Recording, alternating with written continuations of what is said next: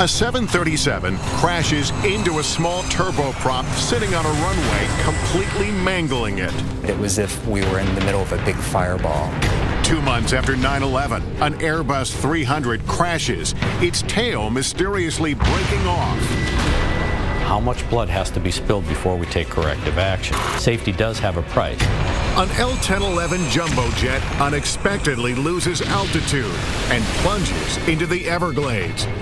What triggers the disaster? Every bit of my clothing was blown right off. Just miles from a runway, a jet runs out of fuel and slams into a hillside. It doesn't take an aeronautics expert to know that if your engines go off, it's difficult to fly. And a routine continental commuter flight suddenly pitches and nosedives into a crowded Buffalo suburb. We dropped the ball. Mistakes, oversights, distractions, and in some cases just poor judgment. All these crashes are caused by human error.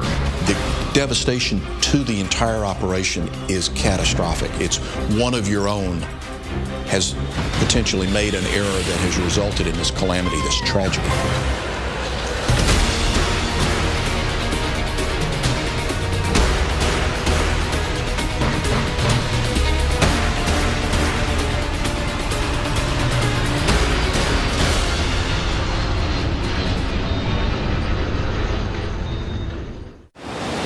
There are many reasons why planes crash: poor weather conditions, mechanical difficulties, and structural failures. But according to a study published by the FAA, more often than not, the cause is just plain human error. Human error shows up in about 80% of aviation accidents. If you find something that's mechanical in an airplane, you can change it. Changing how humans think or how they react under a given set of circumstances is much, much more difficult. In this hour, dramatic animations will put you where no camera has ever been, up close to show how and why these disasters occurred. It appears to be a normal landing as U.S. Air Flight 1493 lowers its main landing gears onto the runway at Los Angeles International Airport. And then, in a flash, that's a hill. The 737 smashes onto a commuter turboprop that is sitting on the same runway, crushing the smaller plane completely. The window next to me started melting.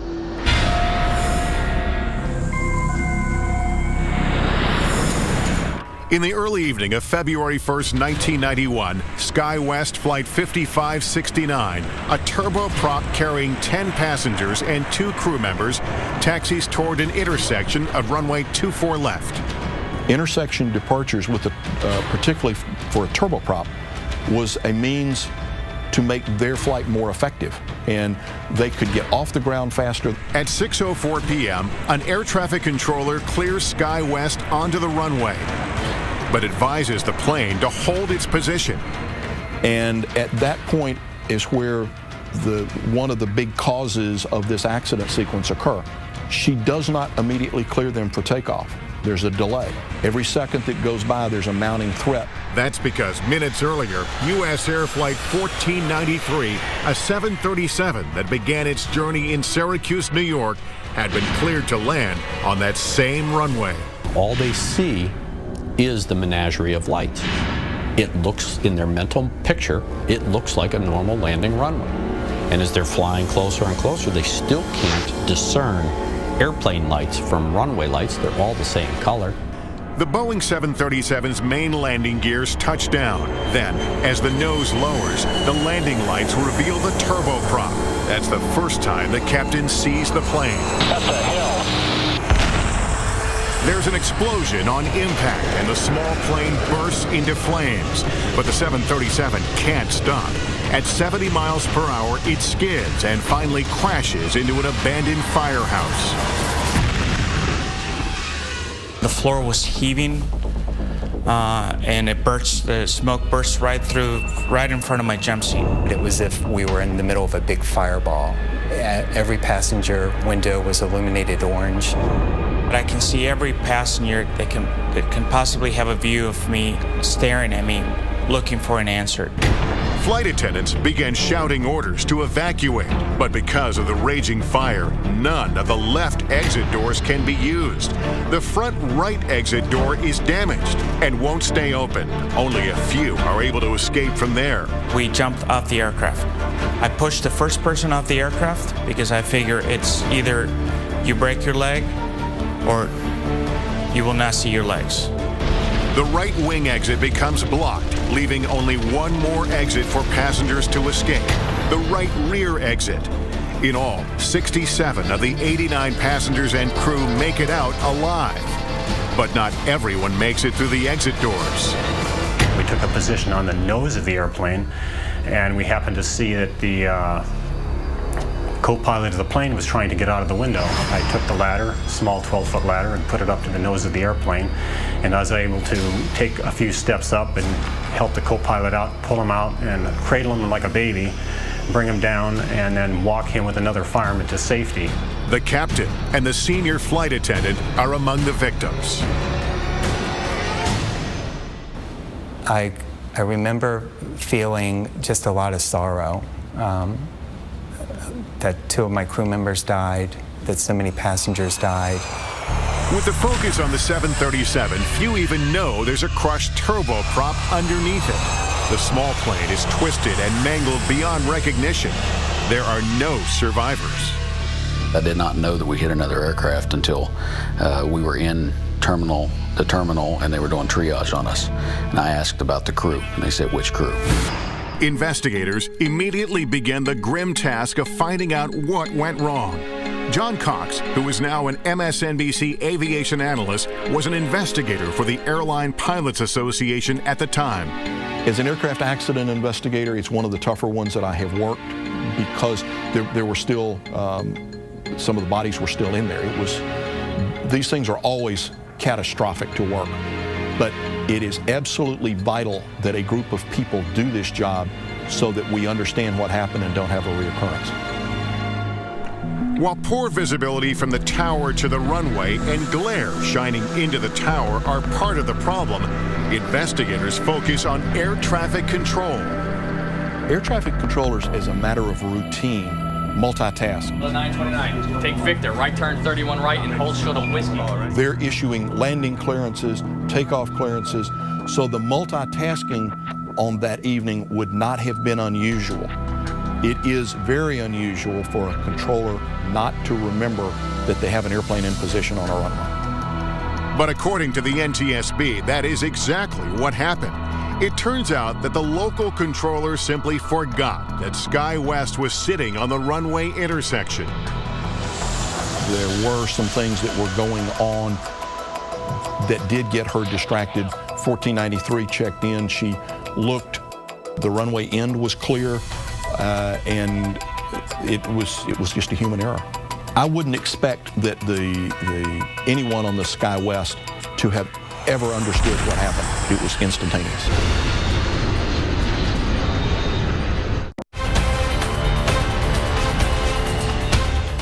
When U.S. Air Flight 1493 crashes into SkyWest Flight 5569, the aftermath is horrific. 22 people on the U.S. Air flight, including the captain, are killed. All 10 passengers and 2 crew members in the small SkyWest plane also die. I wouldn't expect that anyone on the SkyWest to have ever understood what happened. It was instantaneous. At the NTSB hearings, the air traffic controller, Robin Washer, testifies that she initially thought it was an act of terrorism. U.S. Air 1493 came over the threshold normally. When the aircraft blew up, I assumed that the aircraft had a bomb on board, then it blew up. Then Washer remembers another plane was on the runway. I went to the ground control and I said, see if you're in contact with SkyWest 569. I went to the supervisor and I told her, I said, this is what I believe U.S. Air hit. She has a responsibility to ensure its safety from other traffic. That didn't happen. The sound was almost overwhelming.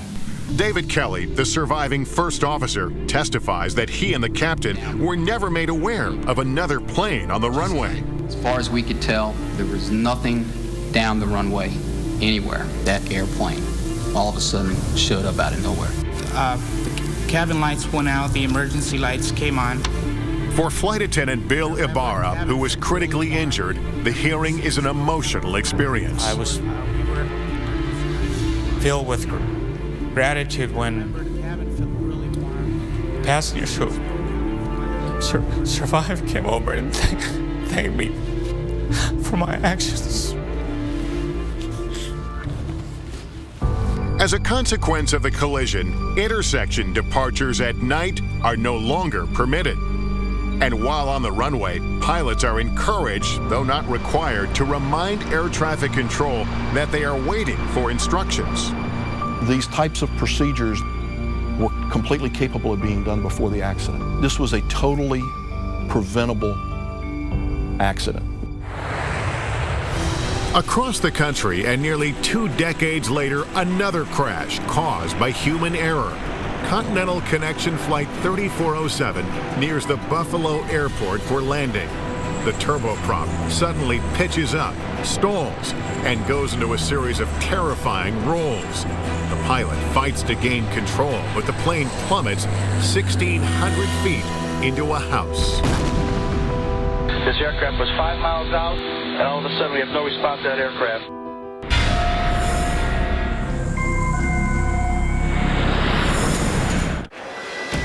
February 12, 2009. Winter storms delay Flight 3407 for 2 hours at Newark International Airport in New Jersey.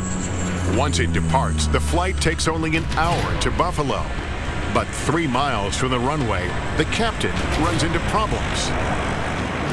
The speed was a little higher than he anticipated, and he made an adjustment. And what he did was he reduced the power, and they also extended the landing gear, which adds a lot of drag, and the speed decreased fairly rapidly to the point that a warning device in the airplane activated. The warning system seems to take the captain by surprise, but it should be a fairly simple correction to get the plane's speed back up.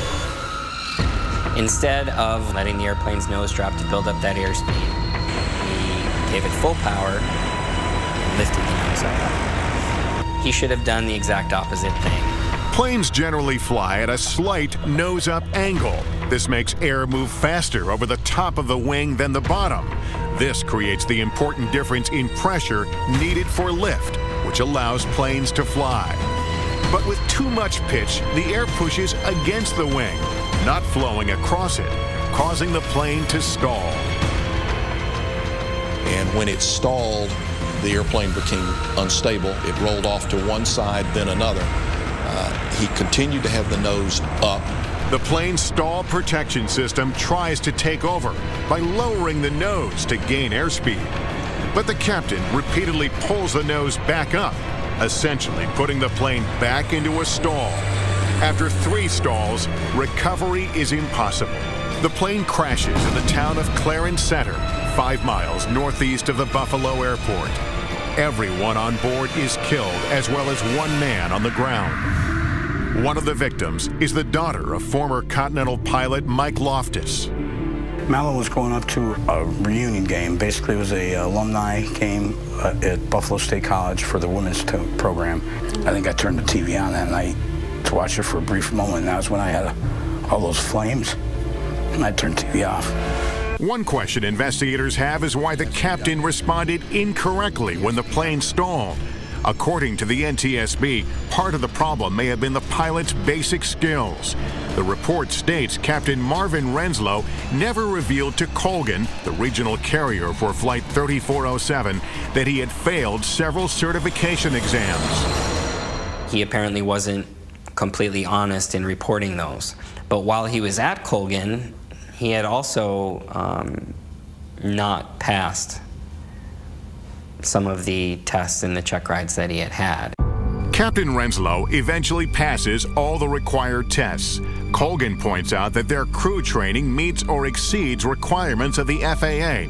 But former Inspector General of the Department of Transportation, Mary Schiavo, points to what she sees as a problem with the regional airlines in general: cost cutting. Their whole business model, is to fly inexpensive aircraft and save a lot of money because they have a fixed price contract. So if they can fly cheap planes cheaply, they make money under their contract. If they have more expensive pilots and more expensive planes, they don't. The Regional Airlines Association disputes that and told NBC News their focus is on safety, professionalism, and reliability of service. Still, there are differences within the industry on how much flying time is required to pilot a commercial airplane. You can be done with those ratings in as little as 350 hours of experience. And what happens is when people get out of flight school and they have their required government ratings, they then move on to the regionals because that's who hires them. While major airlines usually pay better, they also demand that new hires have 1,500 flight hours or more. Further blame could lie with how Colgan trained its pilots on the Q400 stall protection system. Although it satisfied FAA standards, some of the training was done solely in a classroom setting, not hands-on. 15 minutes, that's all they're asking out of a training program, and they didn't even do that.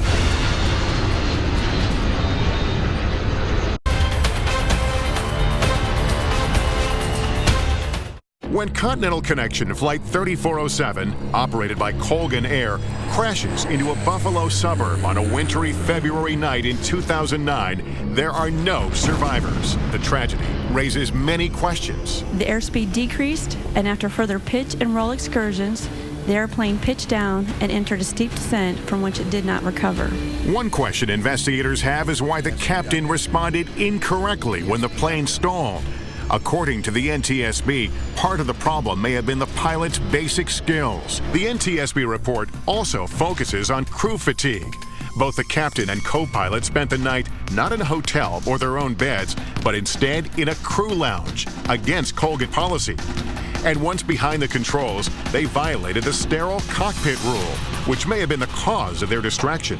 During takeoffs and approach to landings, the pilot and the co-pilot, the entire crew, can talk about nothing but the flight at hand. The idle conversation that was going on seems to have distracted them long enough for the aircraft to get to that point where it was a jarring moment that caused them to react. The crash sparks enough debate that in the summer of 2010, the president signs a bill passed by Congress requiring commercial pilots have a minimum of 1,500 hours of flying time. But even beyond that, there are a score of other safety provisions. They would require the FAA to get much more tough on pilot fatigue.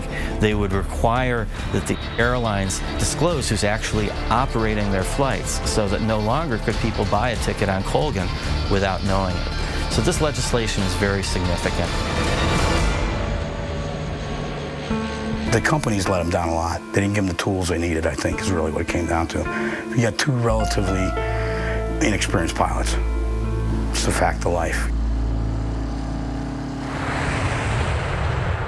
8 years earlier, there was another air disaster over New York, also caused by human error.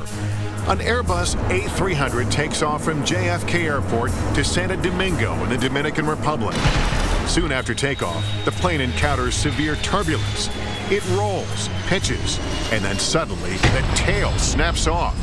The plane nosedives into a residential area in Queens, New York. All the people that were on that airplane went for a very harrowing ride in the last minute of flight going into the ground. All 260 people on board are killed, as well as 5 people on the ground, leaving investigators wondering how and why the tail would snap off an airplane.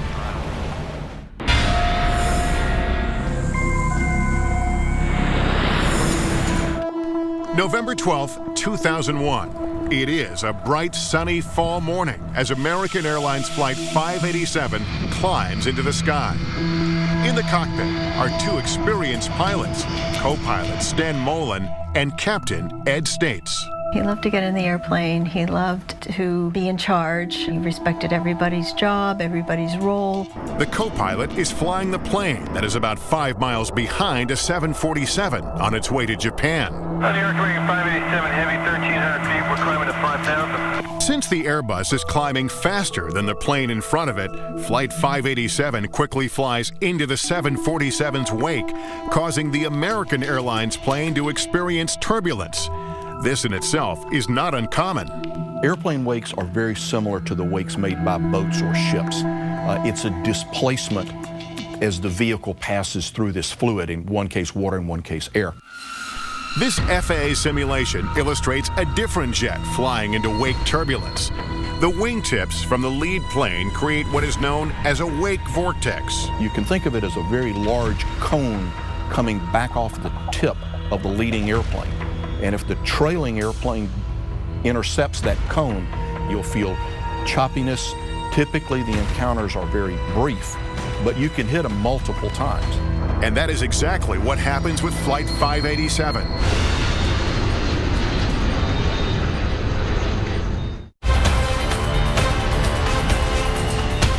An Airbus A300 takes off from JFK Airport to Santo Domingo in the Dominican Republic. Soon after takeoff, the plane encounters severe turbulence. It rolls, pitches, and then suddenly the tail snaps off.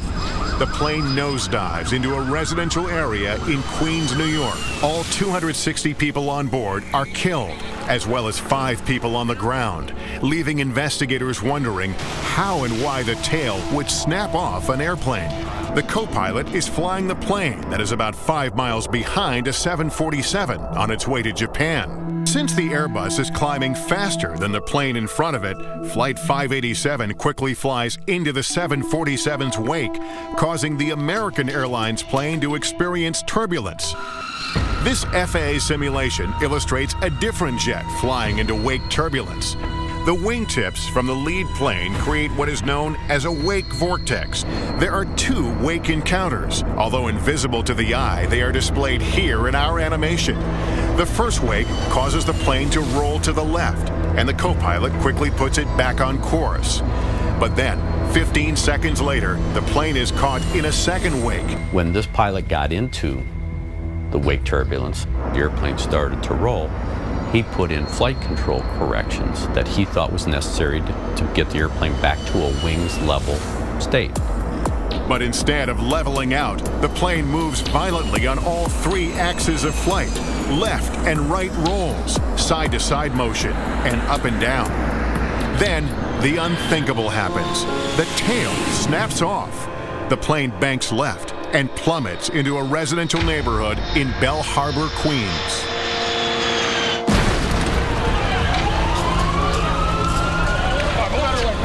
Just 2 minutes and 24 seconds after a routine takeoff, everyone on Flight 587 is gone. Go ahead. Yeah, just to let you know, we saw a huge, tremendous amount of black smoke south of Long Island. Captain Ed State's wife, Mary, is home when she finds out about a crash in Long Island and contacts American Airlines. I got one of the chief pilots in New York. And it wasn't wasn't the ideal way of telling me, but I said, was Ed the pilot? And they said yes. A devastating loss of life, a horrible scene in a residential neighborhood. It looks like a war zone. If you've seen anything on television, it's just terrible. Just 2 months after 9/11, people are wondering, could this be another terrorist attack? Everyone should remain calm. We talked to the White House several times. There's air cover. In this anxious climate, the NTSB works to find the reason the tail of the plane broke off. The scars from 9/11 are still very raw. The industry was recovering. Traffic was down. People were apprehensive.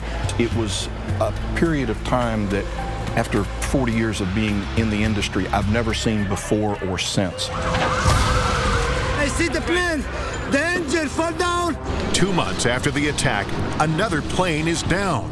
And at first, an act of terrorism is feared. We've preliminarily put the city on high alert, so we've closed certain things down just to make sure that we find out what this is all about. Former Inspector General of the Department of Transportation, Mary Schiavo, followed the investigation.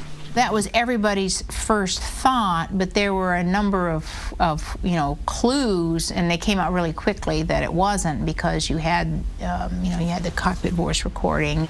And then when they found part of the plane was detached from the plane itself, I mean, you knew right away, because pieces of the plane just are not ever supposed to fall off. Once terrorism is eliminated as the cause, investigators focus on why the tail broke off. It takes more than 2 years before the NTSB findings are released. According to the report, the cause of the crash is the separation of the tail or vertical stabilizer due to the first officer's excessive use of the rudder pedal.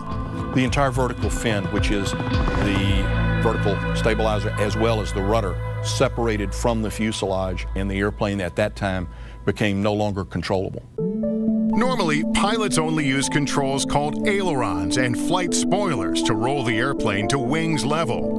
These are panels located on the wing. The co-pilot does this, but he also uses the rudder. This is the panel attached to the vertical stabilizer, or the tail. It moves the plane from side to side. The rudder is operated by moving 2 foot pedals on the floor of the flight deck, forward or back.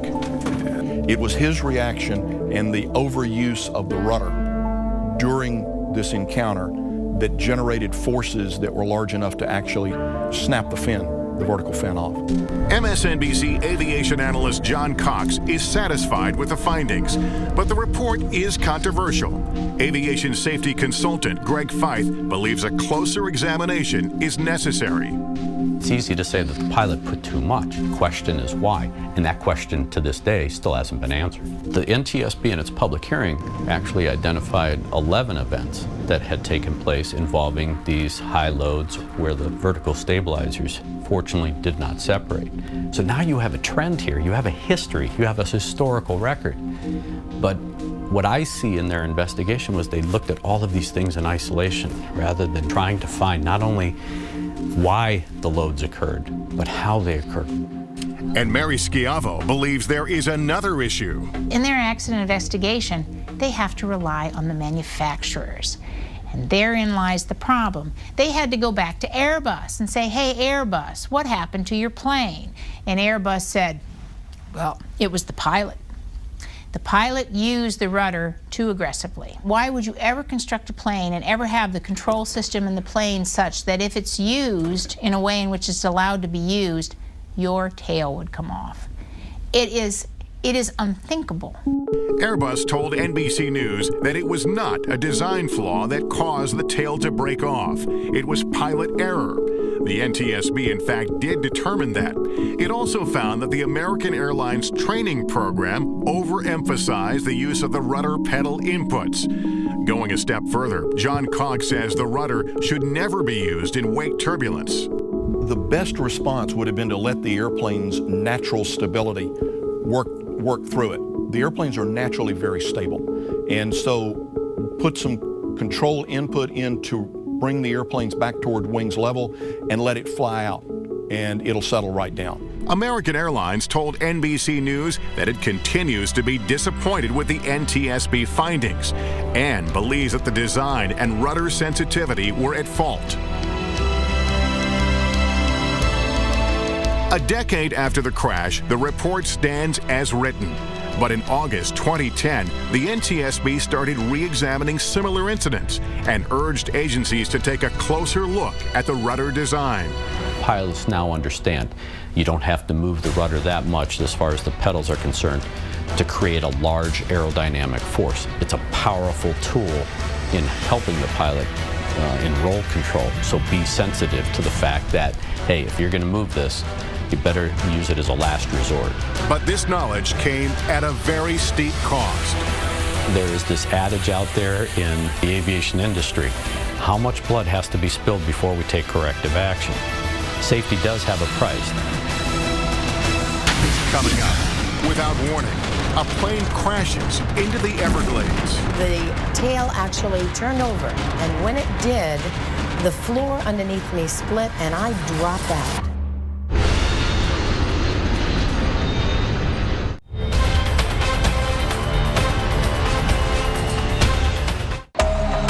A jet is flying over the Florida Everglades while the crew is trying to fix a problem with the nose gear. It shouldn't be a crisis situation, but it quickly becomes one.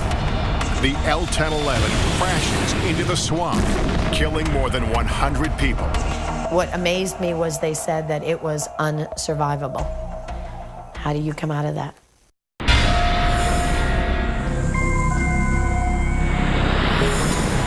December 29, 1972. Eastern Airlines Flight 401 is on the final leg of its flight from JFK to Miami International, carrying 163 passengers and a crew of 13. Ron and Lily Infantino were just married 20 days before and are now returning home from their honeymoon. It was a perfect flight, smooth, calm air. It was just a very dark night. The L-1011 is just 5 miles from the runway when the pilot extends the landing gears. Green lights indicate the main landing gears are down, but the nose gear indicator remains dark. The nose gear showed that it wasn't either down or up. It didn't say what position it was actually in. So they broke the approach and advised air traffic control that they needed some time to sort through a technical problem. Unaware of what's going on in the cockpit, Flight Attendant Beverly Raposa feels the plane turn away from the airport.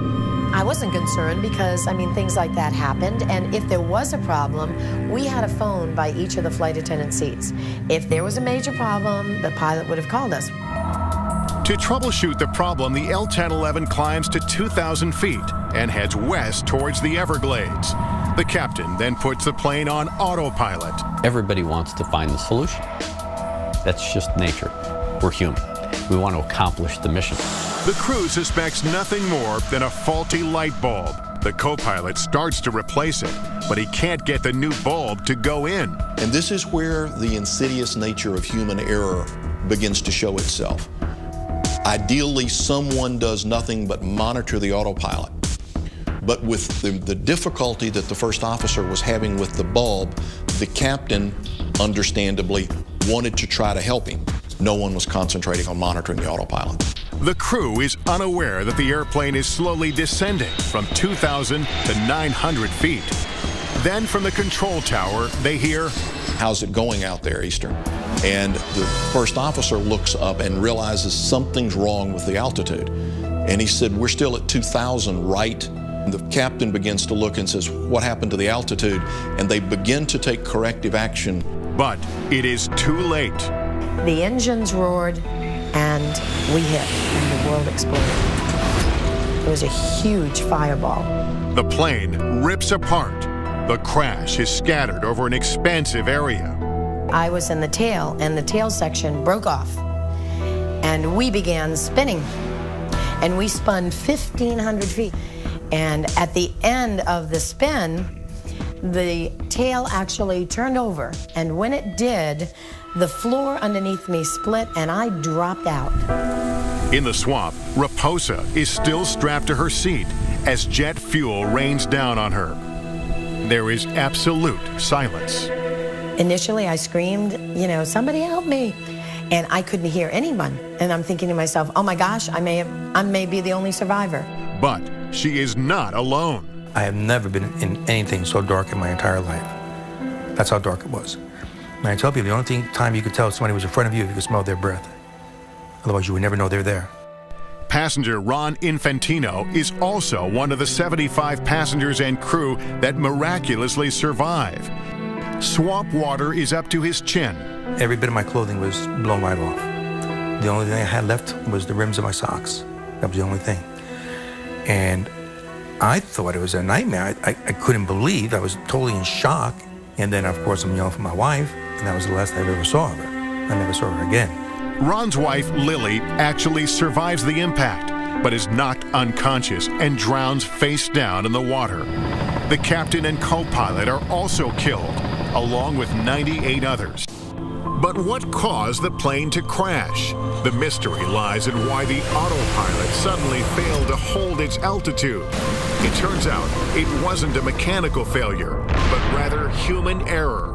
According to the NTSB report, when the captain leans across to help with a light bulb in the landing gear indicator, he hits the control column, shutting off the autopilot. The warning chime went off, but no one seemed to notice. The crew not only didn't respond to it, they didn't actually hear it, or if they did, they didn't process the significance of it. It turned into a fiasco. Everybody was concentrating on this light bulb. Further deepening the tragedy, investigators discovered the nose gear had been down the whole time. It should be noted that planes can still land safely with just the main landing gear like this. But aviation experts say the crew followed the correct procedure. Pilots always carry reserve fuel on the airplanes so that there wasn't a pressing time criticality of we have to go land now. If they landed with the nose gear up, it's going to cause damage to it. It's going to be out of service for a period of time. There's going to be an investigation. Out of this 1972 tragedy came Crew Resource Management, or CRM, a training requirement that now ensures that someone must always monitor the airplane flight path. If there's a problem today, that crew resource management means the captain has to designate somebody to stay in control of the plane while they try to resolve the problem, whether it's in the cockpit or whether it's in the cabin. Improvements have also been made to the autopilot. The warning system is louder and more force is required to disengage it. They were so distracted with the light bulb that nobody, literally nobody, was flying the plane. Could you imagine?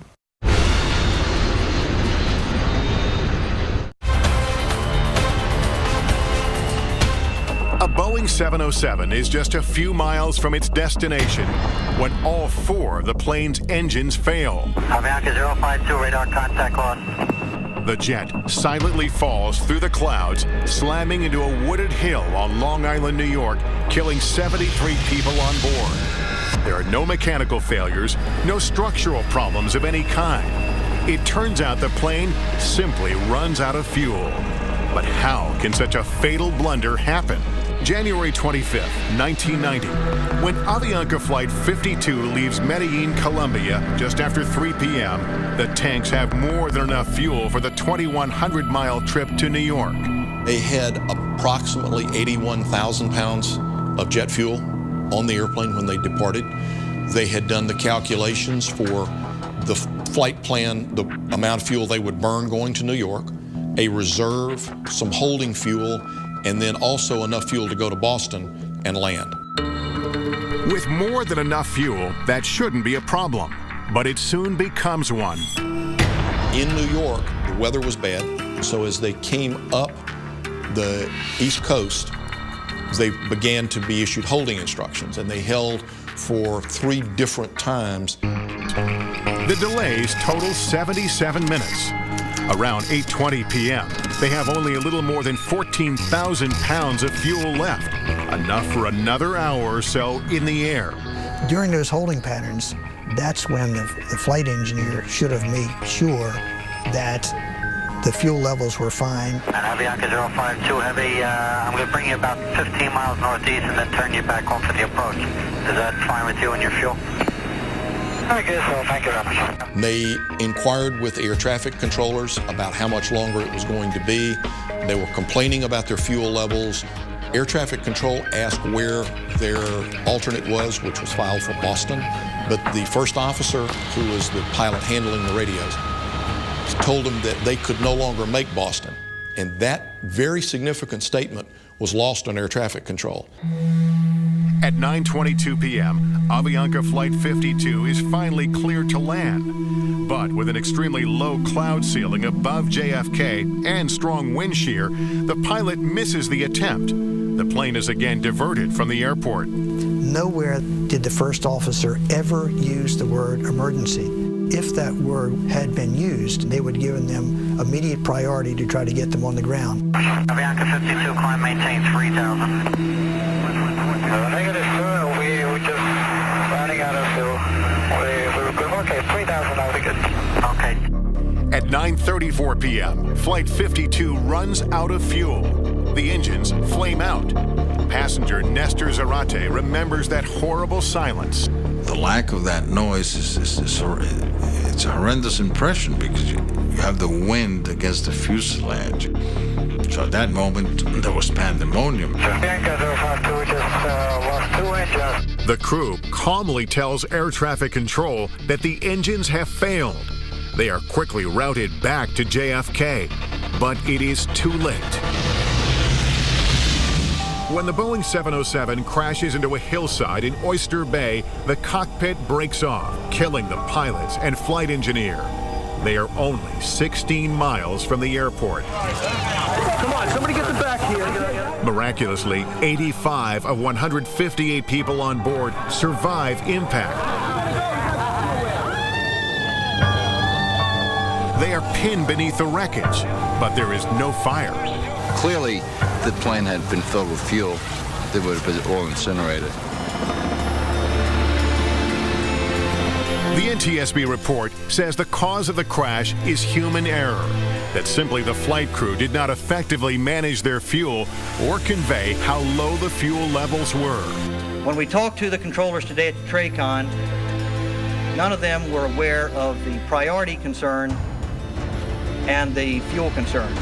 The crash of Avianca Flight 52 shows that despite dramatic advances in aviation technology, clear communication from the cockpit to air traffic control is key to a safe flight.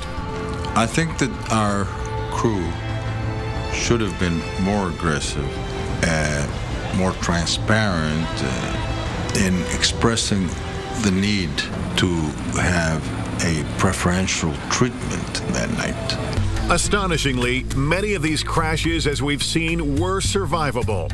But recovery can be a lifelong process. You'll be all right. Everybody was demolished physically and psychologically by the crash.